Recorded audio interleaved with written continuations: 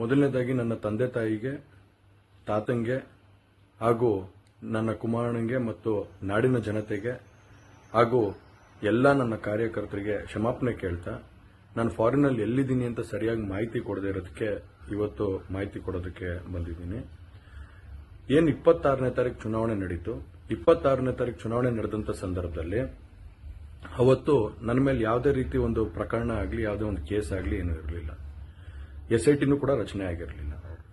ಈ 26ನೇ ತಾರೀಕು ನಾನು ಫಾರಿನ್ಗೆ ಹೋಗೋದು ಕೂಡ ಇದು ಮುಂಚೆನೇ ಪ್ರೀ ಪ್ಲಾನ್ ಆಗಿತ್ತು. ಹಾಗಾಗಿ ನಾನು ಫಾರಿನ್ಗೆ ಹೊರಟಾದ ಮೇಲೆ 3-4 ದಿನದ ನಂತರ ನಾನು ಯೂಟ್ಯೂಬ್ ನೋಡುವಂಥ ಸಂದರ್ಭದಲ್ಲಿ, ನ್ಯೂಸ್ ಚಾನೆಲ್ ನೋಡುವಂಥ ಸಂದರ್ಭದಲ್ಲಿ ನನಗೆ ಈ ಮಾಹಿತಿ ದೊರಕುವಂಥ ಕೆಲಸ ಆಯಿತು. ಮಾಹಿತಿ ದೊರಕಿದ ಮೇಲೆ ನಂತರ SITನೂ ಕೂಡ ಏನು ಒಂದು ನೋಟಿಸ್ ಕೊಡುವಂಥ ಕೆಲಸ ಮಾಡಿತು. ಆ SIT ನೋಟಿಸ್ಗೂ ಕೂಡ ನಾನು ಎಕ್ಸ್ ಖಾತೆ ಮುಖಾಂತರ ಮತ್ತು ನನ್ನ ಲಾಯರ್ ಮುಖಾಂತರ ನಾನು 7 ದಿನ ಸಮಯ ಅವಕಾಶ ಕೇಳಿದ್ದೆ.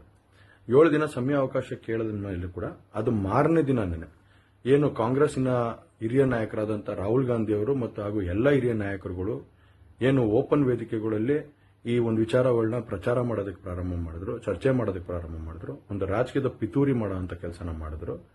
ಇದೆಲ್ಲ ನೋಡಿದಂಥ ಸಂದರ್ಭದಲ್ಲಿ ನಾನು ಡಿಪ್ರೆಷನ್ಗೆ ಹೋಗುವಂಥ ಕೆಲಸ ಆಯಿತು, ಐಸೋಲೇಷನ್ಗೆ ಹೋಗುವಂಥ ಕೆಲಸ ಮಾಡಿಕೊಂಡೆ. ಹಾಗಾಗಿ ನಾನು ಮೊದಲನೇದಾಗಿ ನಿಮ್ಮೆಲ್ಲರನ್ನೂ ಕ್ಷಮಾಪಣೆ ಕೇಳಿದೆ, ದಯವಿಟ್ಟು ಕ್ಷಮಿಸಿ ಅಂತ ಕೇಳಿದೆ ನಾನು. ಅದಾದ ನಂತರ ಹಾಸನಲ್ಲೂ ಕೂಡ ಕೆಲವು ಶಕ್ತಿಗಳು ಎಲ್ಲ ಒಟ್ಟಿಗೆ ಸೇರಿಕೊಂಡು ಇವತ್ತು ನನ್ನ ಮೇಲೆ ರಾಜಕೀಯದ ಒಂದು ಪಿತೂರಿ ಮಾಡುವಂಥ ಕೆಲಸ ಮಾಡೋವಂಥದ್ದು ಇರ್ಬೋದು. ರಾಜಕೀಯವಾಗಿ ನಾನು ಏನು ಬೆಳೀತಾ ಇದ್ದೀನಿ, ನನ್ನ ಕುಗ್ಗಿಸ್ಬೇಕು ಅನ್ನೋ ಒಂದು ರೀತಿಯಲ್ಲಿ ಇವತ್ತು ಏನೇನೋ ಒಂದು ಪ್ರಕರಣಗಳಲ್ಲಿ ಅವರು ಎಲ್ಲರೂ ಕೂಡ ಒಂದು ಭಾಗಿಯಾಗುವಂಥ ಕೆಲಸಗಳನ್ನ ಮಾಡಿಕೊಂಡ್ರು. ಹಾಗಾಗಿ ಇವನ್ನೆಲ್ಲ ನೋಡಿದಂಥ ಸಂದರ್ಭದಲ್ಲಿ ಇದ್ದಿದ್ದು ಇನ್ನ ಒಂದು ಆಘಾತ ಆಗುವಂಥ ಕೆಲಸ ಆಗಿ ನಾನೇ ಒಂಚೂರು ದೂರ ಇದ್ದೆ. ಹಾಗಾಗಿ ಯಾರು ಕೂಡ ಇದ್ರ ಬಗ್ಗೆ ತಪ್ಪು ತಿಳಿಯೋದು ಬೇಡ. ನಾನೇ ಖುದ್ದಾಗಿ ಶುಕ್ರವಾರ ಏನು 31ನೇ ತಾರೀಕು 10 ಗಂಟೆಗೆ SIT ಮುಖಾಂತರ SIT ಮುಂದೆ ಬಂದು ನಾನು ಸಂಪೂರ್ಣ ಈ ಇನ್ವೆಸ್ಟಿಗೇಷನ್ಗೆ ಸಹಕಾರ ಕೊಡೋ ಮುಖಾಂತರ ನಾನು ಇದಕ್ಕೆ ಸರಿಯಾದ ರೀತಿಯಲ್ಲಿ ಉತ್ತರ ಕೊಡುವಂಥ ಕೆಲಸನ ಮಾಡ್ತೀನಿ. ಹಾಗೆ ನ್ಯಾಯಾಲಯದ ಮೇಲೆ ನನಗೆ ನಂಬಿಕೆ ಇದೆ.